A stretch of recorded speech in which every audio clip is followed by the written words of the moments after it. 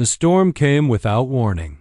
One moment, the desert sky above Emma Carver was a flat, burning blue. The next, clouds rolled in like a dark river, swallowing the sun and whipping the wind into a savage frenzy. Her horse had collapsed miles back. The wagon's axle snapped soon after. And now she struggled through sheets of icy rain that lashed her skin like punishment. She pressed a trembling hand to her chest. Clutching the only thing she carried with her, a folded letter no one else knew existed. If she survived the next hour, that letter might save her life. If she didn't, it would die with her. Lightning cracked across the cliffs, followed by the booming growl of thunder that made the ground tremble under her boots. She staggered to a jutting boulder, trying to catch her breath, but the cold had already seeped into her bones. "You'll die out here," a terrified voice whispered inside her. She knew. She knew too well.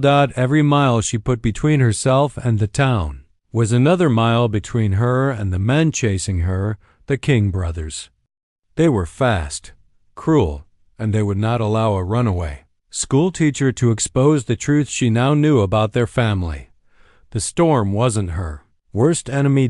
Men were. She kept moving. Then, through the rain, through the curtain of wind and dust, she saw it, a faint orange glow flickering against a canyon wall. Fire. Shelter. Or danger in another form. Emma forced her numb legs to carry her toward it. Her boots slid on wet stone as she squeezed through a narrow break in the rocks until she emerged into a hidden clearing sheltered by towering red cliffs. A small fire burned near the entrance of a cave-like shelter carved into the stone. But the fire wasn't what made her breath catch. A man stood beside it, tall, broad-shouldered, motionless as a carved statue. His long dark hair was soaked from the rain, his chest bare except for the leather strap that crossed it. His face was sharp, striking, shadowed by high cheekbones, and his eyes watched her like a wolf studying an intruder. And Apache. Every warning she'd ever heard in town screamed in her ears. Turn around. Run. But she couldn't. Her knees buckled under her. Before she fell, he stepped forward and caught her by the arms. His grip was strong, warm, shockingly warm after the freezing rain. She gasped, not from fear, but from relief. He held her steady but did not soften his expression. Rain dripped from his lashes as he studied her face. "You should not be in this canyon," he said, his voice low, steady, and edged with the authority of a man used to being obeyed. I had no choice," she whispered, her teeth chattering so hard she could barely speak. He looked her over slowly, taking in her soaked dress, her trembling hands. The mud splattered up her legs. Then his gaze locked on her eyes, not with cruelty, but with something like recognition, as if he saw her desperation, her exhaustion, her fear, and understood all of it in a single glance. He released her arms and took a step back. "You will come inside," he said. "Not offered." Commanded. Emma hesitated. She had run for days to escape danger. Yet here she was, stepping into the reach of a man everyone claimed was more dangerous than any outlaw. Still, the cold tearing through her body made the choice for her. She followed him toward the shelter. Inside, the cave was warm, lit by firelight dancing over smooth stone walls. She felt the heat rush over her skin, making her shiver harder. The Apache turned to her, his expression unreadable. "I will give you shelter," he said, "but only under one condition." Her pulse thudded painfully. "What? What condition?" His voice dropped into something rough, almost feral. "For 3 days," he said, "you're mine." Emma's breath caught. She didn't know if he meant protection, obedience, or something else entirely, but outside, the storm growled through the canyon like a living beast. She swallowed hard, and she had no idea that, by accepting his terms, she had just changed the course of her life forever. The warmth of the cave hit Emma like a gentle blow, almost painful in contrast to the cold that had wrapped itself around her bones. Her soaked dress clung to her skin, her hair dripped onto the stone floor, and her shivering only worsened now that the storm had loosened its brutal grip. The Apache warrior, this man who had claimed she belonged to him for 3 days, watched her without moving. He stood near the fire, the glow outlining the powerful cut of his shoulders, the scars that crossed his chest, the strength in every quiet breath he took. He was carved by life in the wild, and sharpened by something deeper. He nodded toward the hearth. "Sit," he said. His voice wasn't harsh, but it carried weight. Emma obeyed, lowering herself onto a soft pile of furs laid beside the fire. The warmth crawled up her legs, chasing away the numbness. She closed her eyes for a moment, taking in the scent of burning sagewood and damp earth. When she opened them, he was still watching her. "What's your name?" she asked softly, pulling her arms around herself for comfort. A faint flicker crossed his features, as though he hadn't expected the question. "Taza," he said simply. The name suited him sharp and smooth at once. "I'm Emma," she offered. "I know," he murmured. Her breath hitched. "How could you possibly?" He tapped a finger to the small stitched label hidden on the inside of her coat. "You are not good at hiding your identity," he said. Heat rose to her cheeks. She hadn't realized he'd noticed that. She hadn't realized he'd been close enough to see anything other than her fear. He crouched near a wooden chest, opened it, and pulled out a folded animal hide. With slow, deliberate steps, he approached her. She tensed, unsure if she should move, but he didn't give her time to decide. He knelt in front of her. Gently, so gently it startled her, he draped the warm hide around her shoulders. "Your clothes are soaked," he said, his voice dropping. "If you stay in them, your body will break." Emma swallowed hard. Thank you." His eyes lifted to her face, lingering for an unreadable moment before he rose and began tending the fire. Sparks snapped upward as he tossed in another piece of wood. The quiet between them was heavy, tense, not uncomfortable, but charged. Finally, Emma gathered her courage. "You said, 'For 3 days I'm yours.'" Her voice faltered. "What does that mean, exactly?" Taza didn't turn immediately. He pushed a stone deeper into the fire, watching the flames coil around it. Only then did he straighten and face her. "It means," he said slowly, "you stay where I tell you. You eat when I say. You go nowhere without my permission." Her chest tightened. That sounded dangerously close to captivity. He must have seen the fear flash across her face because he added, "Not because you are my prisoner." Then his gaze dropped to her trembling hands. "But because someone is hunting you." Her throat went dry. "How do you?" "I know fear when I see it," he said. "And you did not come into this canyon by chance." Emma's jaw trembled. She hugged the hide tighter around her. "I can't." "Tell you everything," she whispered. "You will." His voice wasn't harsh, but firm. "In time. You have little choice."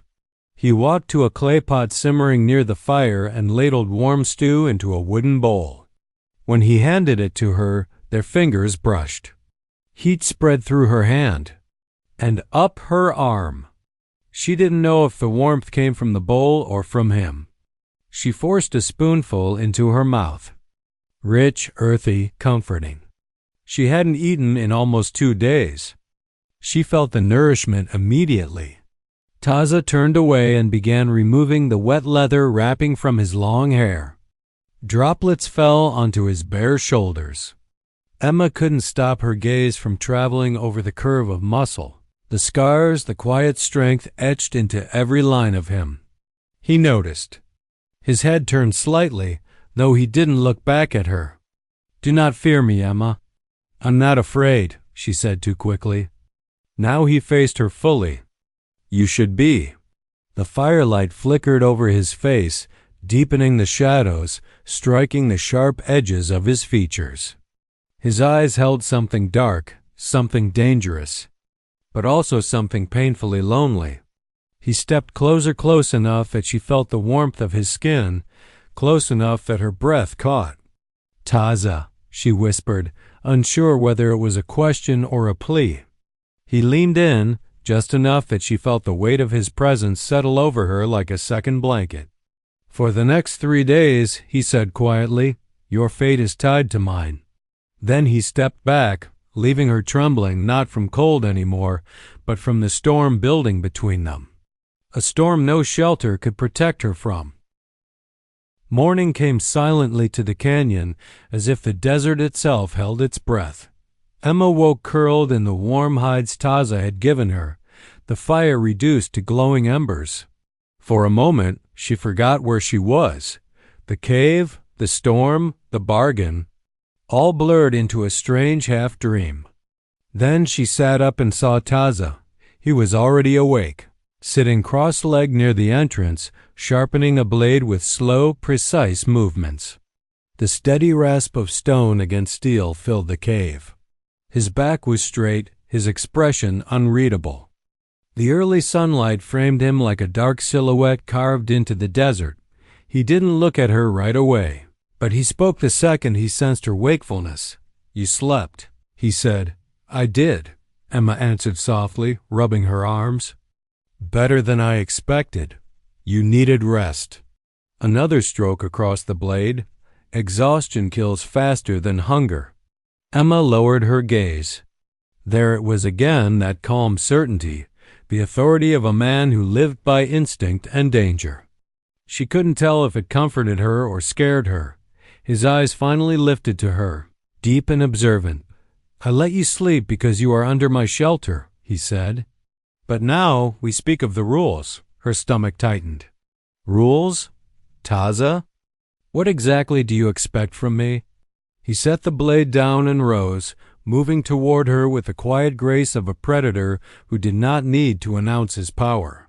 He stopped a few feet away, close enough to make her breath catch, far enough to remind her that he controlled the distance. "For 3 days," he said. "You stay alive because I decide you stay alive." Emma inhaled sharply. "Then you will follow 3 rules." He lifted one finger. "Rule 1. You do not leave this shelter unless I am with you." His voice was low but firm. "Outside there are eyes in the rocks, tracks in the sand. If someone hunts you, they will find signs of you long before you see them." She nodded slowly. It made sense, but it also meant she was effectively trapped unless he allowed otherwise. Another finger rose. "Rule 2. When you are under my roof, you obey my commands." Emma stiffened. "Your commands?" Taza didn't soften the word. "Yes, I tell you to hide, you hide. I tell you to stay silent, you stay silent. I tell you to trust me, you trust me." Emma felt heat rush to her face, part indignation, part confusion. "That sounds like ownership," she whispered. His gaze darkened. "It is protection," he corrected. "But protection only works when it is followed." She swallowed hard. She didn't argue. Something in him told her he had earned the right to command, not through arrogance, but through survival. Then a third finger rose, and his voice dropped to something even deeper. "Rule 3. You do not lie to me, ever." Emma froze. The words hit her like a hand closing around her throat. Out of all the rules, this one stabbed the deepest. She was lying to everyone, including herself. And the letter hidden in her coat felt like it was burning against her skin at that very moment. She tried to answer, but no sound came out. Taza stepped closer, his shadow falling over her. His eyes locked onto hers, sharp as a hawk's. "You carry a secret," he said. "When you think will kill you if spoken." Her pulse pounded in her ears. How do you know that?" He crouched in front of her, his face inches from hers, his voice a whisper of thunder. "Because fear clings to you like dust after a storm. And people do not run into the desert for no reason. Emma's chest tightened. She hugged herself, feeling suddenly exposed, stripped bare not by force, but by truth. "Taza," she whispered, I can't tell you everything." He leaned even closer. "But you will," he murmured. "Not today. Not until you trust me. But before the third night ends, you will speak." The certainty in his tone made her shiver, not fear. Awareness. Then, without warning, he stood and moved back to the entrance, as if giving her space to catch her breath. She exhaled shakily. "Are there more rules?" she asked, trying to keep her voice steady. "No," he said, "only those 3. But if I break them?" He didn't hesitate. "Then I take you back to the desert," he said simply, "and leave you for the men who hunt you." Emma's heartbeat stuttered. He turned his head slightly, eyeing her with something fierce, something protective, something she did not yet understand. "But follow them," he continued, "and no one, not outlaw, not storm, not death will touch you." His promise wrapped around her like the hide she wore. Dangerous, binding, and strangely safe. For the first time since running, Emma felt the smallest flicker of hope, not because she trusted him fully yet, but because she sensed he had tied her fate to his own. And Taza seemed like a man who never lost what he claimed. The afternoon sunlight slanted through the canyon opening, spilling gold across the cave floor. Emma moved cautiously, carrying a small water jug to refill the fire pot. Every sound, every snap of a twig outside or rustle of her skirts made her heart pound. Taza's presence was constant, though he often sat in silence, watching her like a shadow, unmoving yet all-seeing. She was learning quickly. This man lived in extremes, calm and storm, quiet and violence, restraint and unspoken desire, and somewhere between those extremes she felt herself pulled closer, magnetized by a force she neither understood nor wanted to resist. It happened during the mundane act of tending to a small wound on his shoulder, a shallow gash from a thorn he had not bothered to clean fully earlier. Emma's hands trembled as she dabbed at it with damp cloth and salve. She tried not to let him see the small, startled shiver that ran through her body when his skin met hers. He didn't flinch. He didn't look away. He only let her work, letting her hands brush over him again and again. There was an intensity in his gaze that made her chest ache, a quiet heat that had nothing to do with the desert sun or the firelight. "You are careful," he said finally, his voice low, rough around the edges like gravel. Emma nodded, her own voice catching. I've had practice." He inclined his head slightly, studying her. "I have not seen hands like yours," he said, and for a moment it wasn't a critique, it was a notice, a recognition, a measure of the woman before him. Her heart fluttered. She knew that the danger he posed wasn't just in his strength, it was in the silent, consuming attention he paid her. And she couldn't deny that the awareness made her pulse quicken. He shifted closer, just enough that she felt the warmth radiating off his body, and she realized her breathing had stopped. Her fingers froze on the cloth. He cleared his throat. "You do not understand," he murmured, almost to himself. "You do not know what you are doing to me." Emma's heart thudded painfully.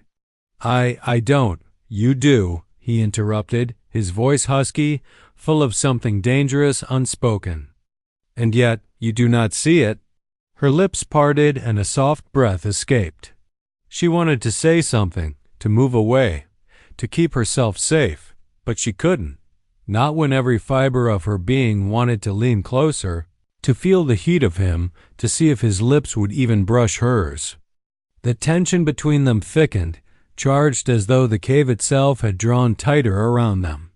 The firelight flickered across his chiseled features, highlighting the shadows beneath his eyes, the sharp line of his jaw, the curve of his neck. Emma swallowed hard. She had never seen a man so alive, so dangerous, so compelling, and never had she felt so utterly exposed to someone who could harm her with one wrong move. or protect her with the same ease. He finally rose slightly, straightening. But the firelight caught his gaze on her face, and the intensity did not leave his eyes. 3 days, he said, his tone almost a whisper, almost a growl. And yet, in this short time, something stirs between us that is older than any bargain, older than the storm that brought you here. Emma felt her chest tighten. She realized, almost in terror, that her feelings were shifting faster than her mind could catch. She had come to him for survival, for protection, and now she found herself wanting more. She wanted his attention, his proximity, his approval, his presence, and the thought both frightened and exhilarated her. The silence stretched, heavy with unspoken confessions.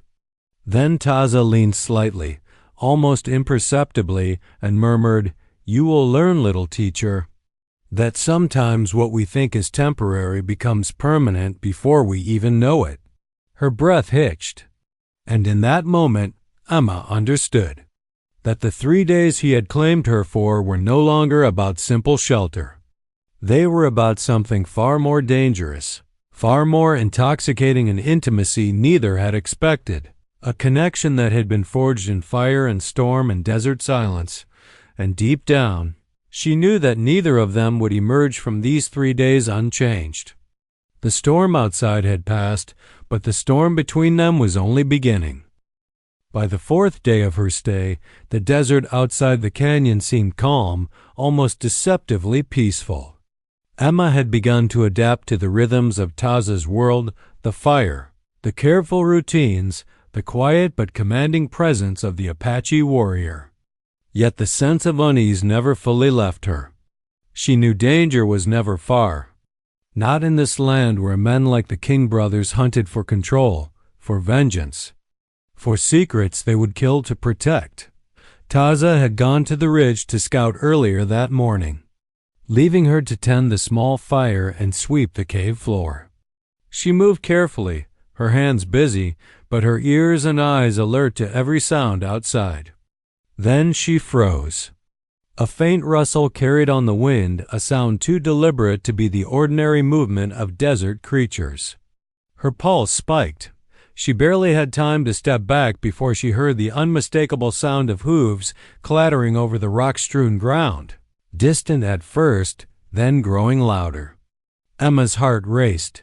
"They're here," she whispered, even though Taza was not in the room to hear her. Her eyes darted to the entrance of the cave, to the shadows, to every hiding place that might give her a chance, or trap her. Then she felt his presence behind her before she even heard him. Taza's silhouette filled the cave doorway, the sunlight framing him like a god of the desert. His eyes narrowed as he scanned the canyon. Without a word, he moved past her, out into the open, his every motion fluid and purposeful. Emma followed, instinctively, though she remained at a distance. The men on horseback were visible now, their dark shapes stark against the sun-baked rocks. She recognized the insignia on their hats, the King brothers. They had found her. Her stomach churned, fear and helplessness clashing with the sudden, undeniable gratitude that Taza was here. She had run from these men for days, but now she saw him standing between her and death itself. He did not shout. He did not call for reinforcements or try to negotiate. Instead, he silently scanned the canyon, eyes sharp, calculating every move of the approaching riders. Then, without warning, he lifted his bow with fluid precision, nocked an arrow, and released. One of the horses went down instantly. A second arrow flew, precise and deadly. Emma gasped. Her knees nearly buckled at the display of lethal skill. Taza moved like a shadow among the rocks, disappearing from view and then reappearing, each step measured, each shot fatal. The King brothers' men hesitated, realizing the unexpected danger. Their confident swagger faltered, but they were persistent, desperate to capture her. Emma's breath caught again when one of them lifted a rifle aimed directly at her. "No!" she screamed. Taza appeared in a blur, sliding between her and the gun, knocking the rifle aside with a swift strike of his forearm. The barrel clanged against the rock as the man stumbled back, stunned. Emma's heart pounded against her ribs. She had never witnessed anything like this. He wasn't just protecting her. He was claiming her, defending her as if she were the most precious thing in the world. And in that moment, she realized something terrifying. She had begun to care for him in a way that went beyond gratitude. Taz and moved again, faster than she could follow. Arrows flew, shots rang out, dust and sand rose around them. But he was unflinching, untouchable, an unstoppable force born of the desert itself. By the time the last of the men fled, beaten or wounded, silence fell over the canyon. Emma's knees gave way, and she sank to the ground, trembling. Taza stood nearby, chest heaving, bow in hand, his face shadowed by exhaustion and intensity. He looked at her, then not with anger, not with pride, but with something softer, something raw. "You are safe," he said quietly. She could only nod, unable to speak. Her lips trembled. She had wanted protection, yes, but she had never imagined it would be like this. Never imagined the depth of his commitment, the ferocity of his devotion, the danger he would willingly face for her. Emma realized then that the bargain she had entered into, the 3 days that seemed so arbitrary, was no longer a simple agreement. It had become something unspoken, something binding in ways neither of them had anticipated. The storm outside had passed long ago. But another storm had been unleashed, one inside the canyon, one that would not fade as quickly as the sunlight. And as she looked at Taza, standing tall and unyielding in the golden light, she knew with absolute certainty she was no longer a fugitive. She was his. The desert air after the battle was heavy with dust, smoke, and the lingering scent of danger.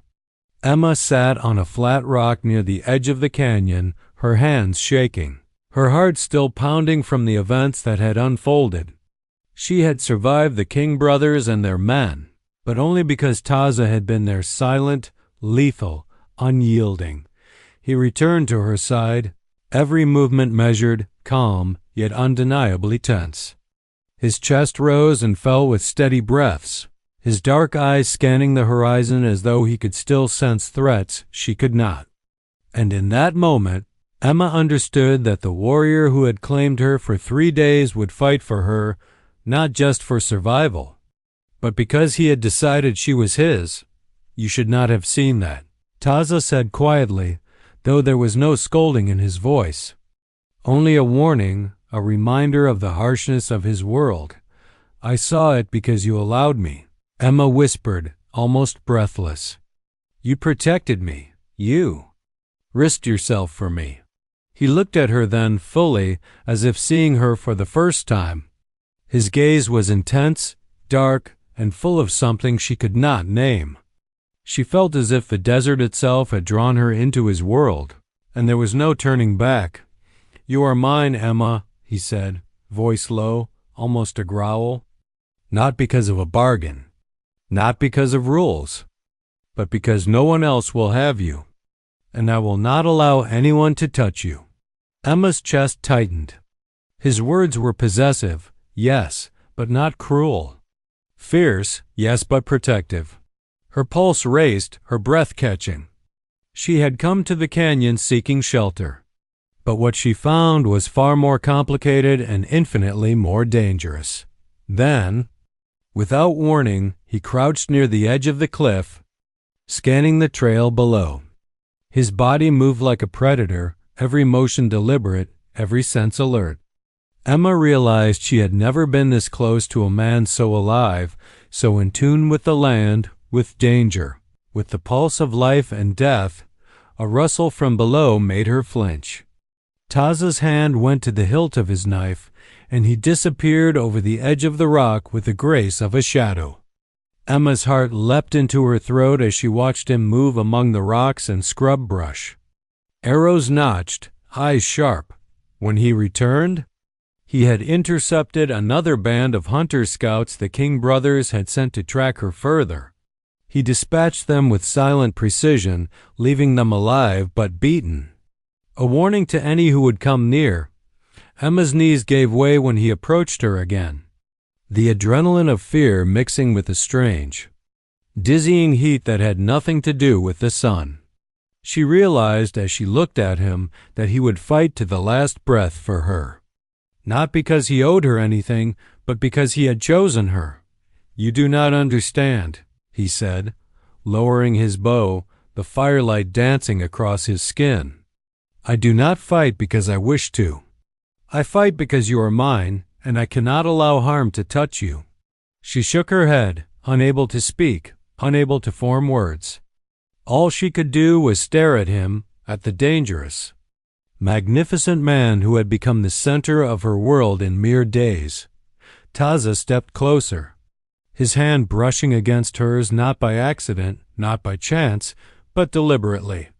She felt the warmth of his skin, the strength of his touch, and a shiver ran through her body. "You are mine, Emma," he said again, softer this time, "and I will make sure you understand. You are never alone, never unprotected, never without me." Her breath caught, and she realized the truth she had been avoiding. She was no longer simply a survivor seeking shelter. She was a woman who had begun to rely on him, who had begun to desire him, who had begun to fear a life without him. The canyon was silent once more, the threat gone, but the storm inside her continued to rage. She wanted him more than she had ever wanted anything. And as she looked at Taza, standing tall, fierce, and unflinching, she knew that the 3 days of their bargain had long since passed.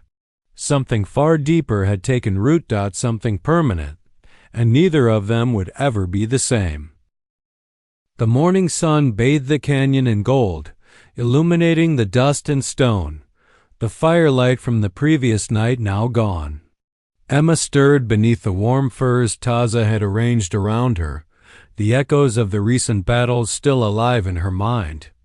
The 3 days he had claimed her for were over, or at least, by his words, they should be.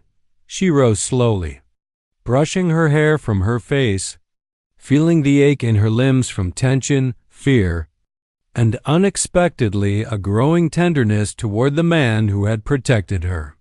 Her thoughts drifted to him. Taza, the Apache warrior who had seemed so untouchable, so fierce, yet who had allowed her into his life, into his cave, into his space. She felt a pang of fear mixed with longing. She was supposed to leave, to return to the world she had fled, to the uncertainty and safety of anonymity. And yet, a part of her recoiled at the idea. Taza appeared in the doorway, his silhouette framed against the canyon entrance. He was silent, imposing, and commanding, yet the intensity in his eyes softened slightly as he looked at her. "The 3 days are over," he said quietly, his voice carrying both relief and restraint. Emma swallowed hard. She had expected freedom to feel like a relief, but instead it tightened her chest. "Yes," she said softly, "but I—" Her voice faltered, caught in the sudden weight of her own emotions. He stepped closer, the movement slow, deliberate, giving her the space to speak or flee, but she did neither. She realized she did not want to flee. Not from him, not from this canyon, not from the man who had become the center of her world. "You don't have to leave," he said suddenly, as if reading her thoughts. "You are free to go. But I do not know that you want to." Her heart leapt, and she felt tears prick at the corners of her eyes. She had not dared admit it even to herself, but the truth was undeniable. She did not want freedom. She wanted him. She wanted the protection, the strength, the warmth, the fierce devotion he had shown her. She wanted to be claimed, not by a bargain, but by choice. "I don't want to leave," she whispered, her voice trembling. I don't want to go back to the world that would take me from you." Taza's gaze softened, just slightly, the feral intensity giving way to a rare vulnerability. He moved closer, so close that she could feel the heat radiating from his body. The strength in his shoulders, the quiet power that had both terrified and captivated her since the moment she had entered his shelter. "Then stay," he said simply. "Stay with me if you wish it. The 3 days were never meant to end this way. They were meant to keep you safe. But safety is not enough. Not for either of us." Emma's hand shook as she reached for him, touching his arm, feeling the taut muscles beneath his skin. The warmth, the strength, the reassurance of him, the man who had fought for her, claimed her, protected her, overwhelmed her. I want to stay," she said again, more firmly this time. "Not because I have to, but because I choose to." Taza's eyes softened fully now, a rare tenderness breaking through the fierceness she had come to know. He took her hands in his grip strong but careful, grounding her as much as he protected her. "You are mine." "Emma," he said, his voice husky with emotion. "Not because of a bargain, not because of rules, not because of fear, but because I claim you, and you have chosen me in return." Her chest tightened, and she felt tears spill freely. She had come into the canyon seeking shelter, seeking survival. And now she found herself claiming something far greater, a man she could trust with her life and with her heart. The canyon around them was silent, the desert air carrying only the whisper of the wind over rock. But inside the cave, inside this fragile, unspoken space between them, a storm had settled, a storm of longing, desire, and connection that neither could deny. Emma leaned into him, her forehead resting against his chest, listening to the steady beat of his heart.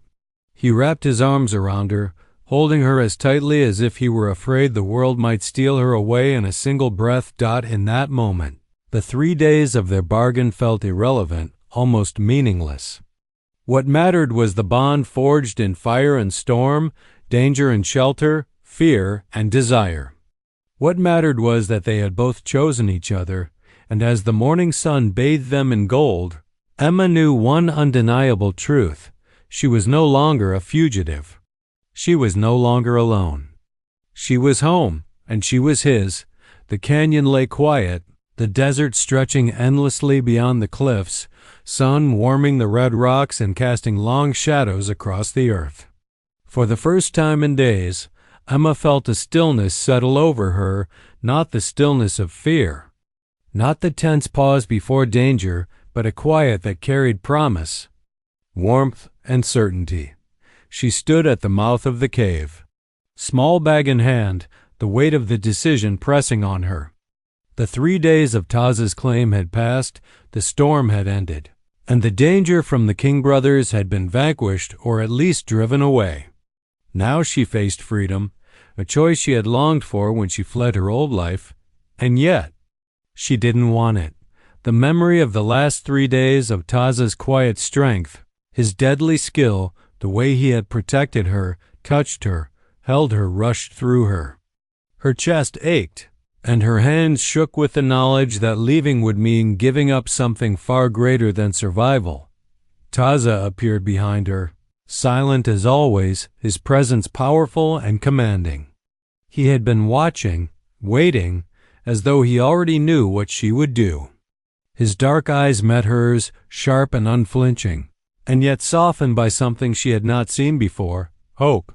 "You are free," he said quietly, his voice low but firm. "You may leave the canyon, return to the world that hunts you. You may go. But I do not know that you want to." Emma's heart caught. She dropped her bag to the ground, feeling suddenly exposed, vulnerable, and yet utterly alive. I don't want to leave," she admitted, voice trembling. "Not now. Not ever." Her words faltered as tears stung her eyes. Taza stepped closer, slow, deliberate, giving her space yet closing the distance in a way that made her pulse race. "Then stay," he said simply. "Stay with me. Not because the 3 days demand it, not because you are bound to me, but because you choose it. Because you are mine, and I am yours. Emma's breath caught. She felt the weight of the canyon, the desert, the firelight from nights spent huddled together, the fear, the danger, the intimacy all converging into this single powerful moment. She reached for him, her hands brushing over his strong arms, the warmth radiating from him searing through her. I choose you, she whispered. I choose. U.S. Taza's expression softened, the fierce warrior giving way to something tender and raw. He lowered his head, and for a heartbeat, their foreheads touched. The air between them seemed to pulse, charged with emotion, desire, and unspoken promises. You have no idea, he murmured, voice thick with feeling, how long I have waited for someone like you. How long I have dreamed of holding someone who belongs to me. Not by fear, not by bargain, but by heart. Emma felt tears spill freely, her body trembling with relief and longing. She had come to him broken, afraid, alone. And now she was here, standing in the canyon with the man who had become her protector, her anchor, her storm, her sanctuary. I belong to you, she said softly, voice steady despite the tears. And I have chosen it. Taza's lips curved into a rare, faint smile, the kind that lit the shadows in his eyes and softened the hardness of his features. Then, gently, deliberately, he pulled her into his arms, holding her close as if he were shielding her from the entire world. The canyon around them was silent. The desert stretched endlessly, but neither of them looked away. They had both survived storms, literal and figurative, but this was no longer about survival. This was about choice, about love, about claiming something precious and holding it with everything they had. Emma rested her head against his chest, listening to the steady beat of his heart. She had come seeking shelter, and she had found far more: protection, devotion, and a man who would fight for her, not because he had to, but because he wanted to. Taza pressed a gentle kiss to her temple, then her hair, then finally her lips a soft, searing claim that was both tender and fierce. Emma responded instinctively, the world narrowing to the two of them, the canyon, the desert, and the storm of desire and love that had grown between them over 3 days. When they finally pulled apart, their foreheads still touching, Taza whispered, the 3 days were never enough, but you make the rest of my life worth everything. Emma smiled through her tears, warmth and happiness blooming in her chest. Then take it, she said softly. Take all of me, if you want it. He did that, and in that moment, the canyon, the desert, the firelight, and the storms of the past all faded away. All that remained was them two hearts claimed, 2 lives intertwined, and a love forged in fire, fear, and desire that would endure far longer than 3 days ever could. Emma had found shelter. Yes, but she had found so much more. She had found home, and Taza had found her forever.